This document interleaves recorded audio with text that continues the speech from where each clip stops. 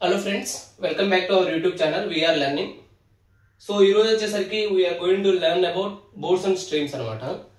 Friends, ee concept anedi chaala chinna concept, but at the same time konచెం tricky ga untundi anamata.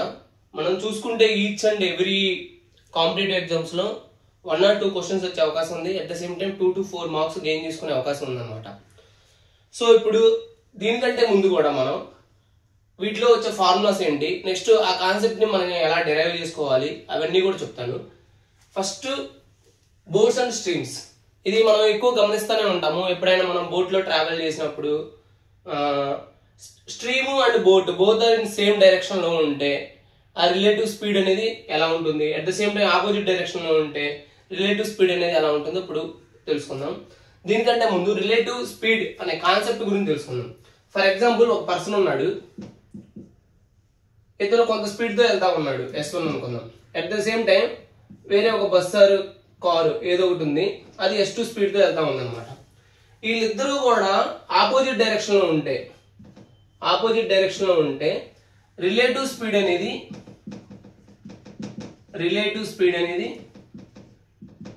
S1 plus S2. So relative speed అనేది add అవుతుంది అనమాట if they are in opposite direction. అలా కాకుండా same direction లో ఉంటే S1 minus S2. Same direction లో ఉంటే ఇది ఎక్కువ మనం ఎక్కడ వస్తూ ఉంటామంటే, ఫర్ ఎగ్జాంపుల్ మనం ట్రైన్ లో వెళ్తా ఉన్నాము, మనకి వేరే ట్రైన్ ఆపోజిట్ డైరెక్షన్ లో వస్తా ఉంది అనుకోండి, మనకి చాలా స్పీడ్ గా వెళ్ళిపోతూ ఉన్నట్టుంది అనమాట. Because speed will be added there. And మనం వెళ్తున్న డైరెక్షన్ లోనే పక్కన వేరే ట్రాక్ మీద ఇంకో ట్రైన్ వెళ్తా ఉంది అనుకోండి, అంటే మన ట్రైన్ లో ఉన్నప్పుడు అప్పుడు అనేది అది కొంచెం స్లోగా మూవ్ అవుతూ ఉన్నట్టు ఉంటుంది అనమాట. బికాస్ అక్కడ స్పీడ్ అనేది రిలేటివ్ స్పీడ్ అనేది సబ్ట్రాక్ట్ చేసుకోవాలన్నమాట. అది ఫ్రెండ్స్ రిలేటివ్ స్పీడ్ యొక్క కాన్సెప్ట్. సో దీన్ని బేస్ చేసుకొని మనం ఈ బోట్ అండ్ స్ట్రింగ్ క్వశ్చన్స్ అయితే చేద్దామండి ఇప్పుడు. సో నౌ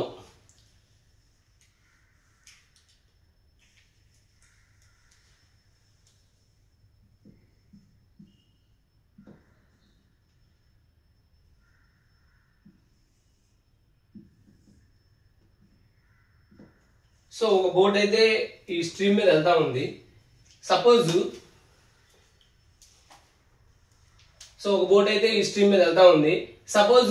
బోట్ అనేది S1 స్పీడ్ తో వెళ్తా ఉంది, స్ట్రీమ్ అనేది S2 స్పీడ్ తో మూవ్ అవుతూ ఉంది అనమాట.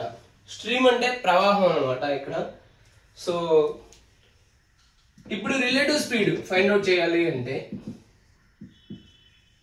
ఇందాక కాన్సెప్టే సేమ్. బోట్ ఈ డైరెక్షన్ వెళ్తా ఉంది, స్ట్రీమ్ అనేది ఈ డైరెక్షన్ వెళ్తా ఉంది. సో బోట్ స్పీడ్ ఆటోమేటిక్ గా ఎక్కువ ఉంటేనే మనకి బోట్ అనేది మూవ్ అవుతుంది అనమాట. సో రెండు ఆపోజిట్ డైరెక్షన్ లో ఉన్నాయి కాబట్టి S1 plus S2. For example, stream కూడా ఈ డైరెక్షన్ లోనే మూవ్ అవుతుంది అనుకోండి, అప్పుడు రిలేటివ్ స్పీడ్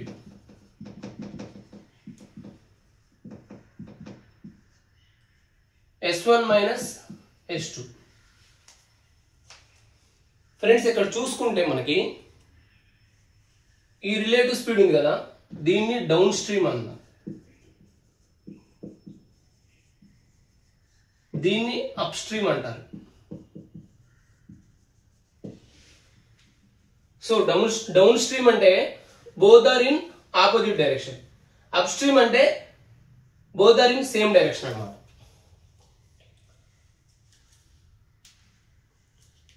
అంతే ఫ్రెండ్స్, ఈ కాన్సెప్ట్ ఈ రెండు తెలుసుకుంటే మ్యాక్సిమం ఆల్మోస్ట్ అన్ని క్వశ్చన్స్ మనం సాల్వ్ చేయొచ్చు అనమాట.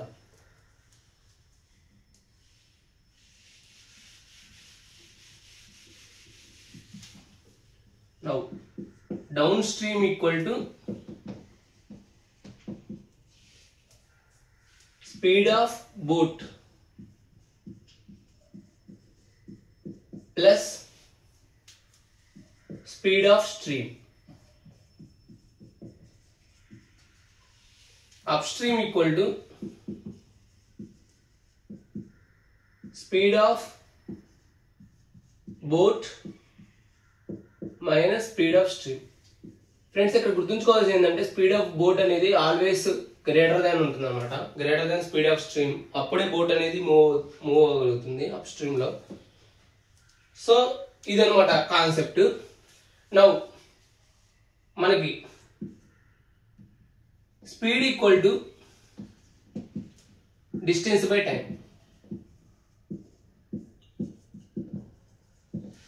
నౌ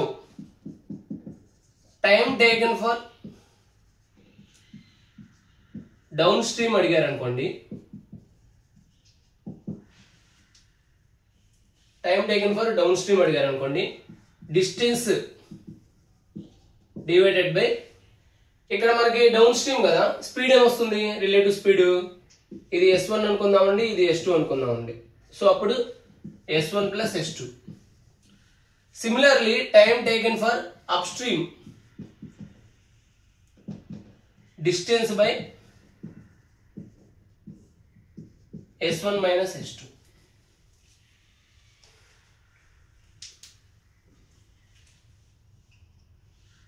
సో ఈ ఫార్ములాస్ అయితే మనం కంపల్సరీ గుర్తుంచుకోవాలన్నమాట. ఇవన్నీ చాలా యూజ్ అవుతాయి తర్వాత క్వశ్చన్స్ సాల్వ్ చేసేటప్పుడు. Time taken for down stream equal to distance by S1 plus S2. Time taken for up stream equal to distance by S1 minus S2.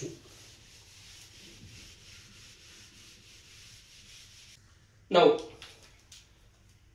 Suppose speed of boat in still water అని అడిగారు. In still water అంటే ప్రవాహం ఏమీ లేనప్పుడు boat యొక్క speed అన్నమాట. So అది వచ్చేసరికి half of down stream speed అంటే S1 plus up stream speed అంటే S2. So half of S1 plus S2 అన్నమాట. సిమిలర్లీ స్పీడ్ ఆఫ్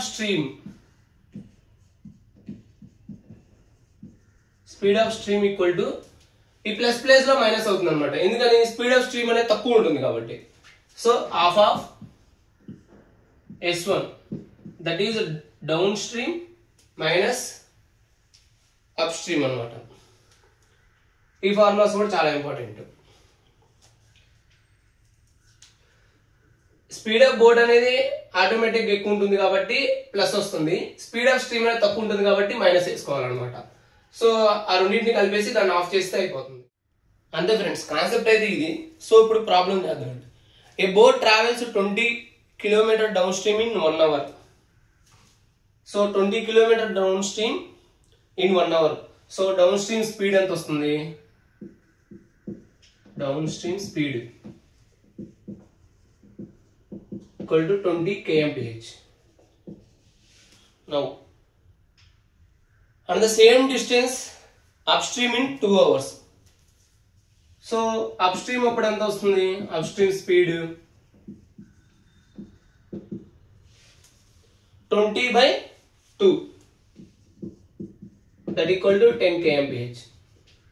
సో మనం ఆల్రెడీ చెప్పుకున్నాం డౌన్ స్ట్రీమ్ స్పీడ్ అనేది ఎప్పుడు హైగా ఉంటుంది అనేసి. What is the speed of boat in still water? Friends same formula apply చేయడమే. Boat of speed in still water అంటే రెండింటిని యాడ్ చేసుకోవాలన్నమాట. అంటే 20 + 10 that equal to half of 30 that means 15. అంతే ఫ్రెండ్స్. ఇప్పుడు మరి కొన్ని ప్రాబ్లమ్స్ అయితే చూద్దామండి మనం.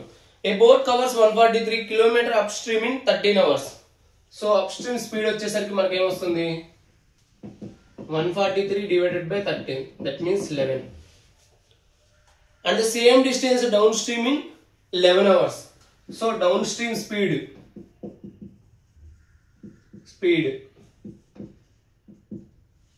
వచ్చేసరికి 143/11 that means 13 వస్తుంది. What is the speed of the boat? Speed of the boat అడిగాడు. ఏమొస్తుంది friends, half of 11 + 13 that equal to half of 24, 12 hours. Question వచ్చేసరికి a man rows 750 meters in 600 seconds against the stream. Against the stream అంటే nothing but up stream అనమాట. So up stream equal to 750 meters divided by 600 seconds and returns in 7.5 minutes. Friends first up stream వెళ్ళాడు, return లో వచ్చేటప్పుడు down stream అవుతుంది అనమాట. So down stream వచ్చేసరికి down stream speed వచ్చేసరికి 7.5 minutes లో వచ్చాడు అనమాట.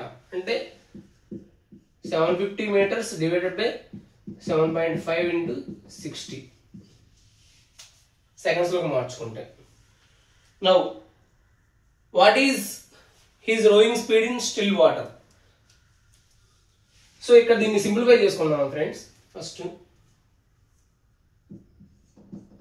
5/4 వస్తుంది. దీన్ని ఇదేమొస్తుంది మీటర్ పర్ సెకండ్. సో దీన్ని కిలోమీటర్ పర్ అవర్ లో మార్చుకోవాలంటే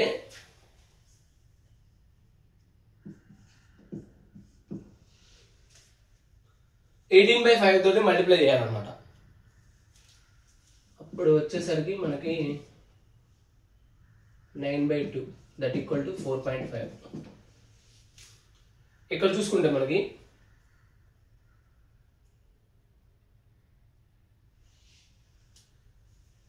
దీన్ని ఎలా రాసుకోవచ్చు? 75 into 6 రాసుకోవచ్చు. 75 క్యాన్సిల్.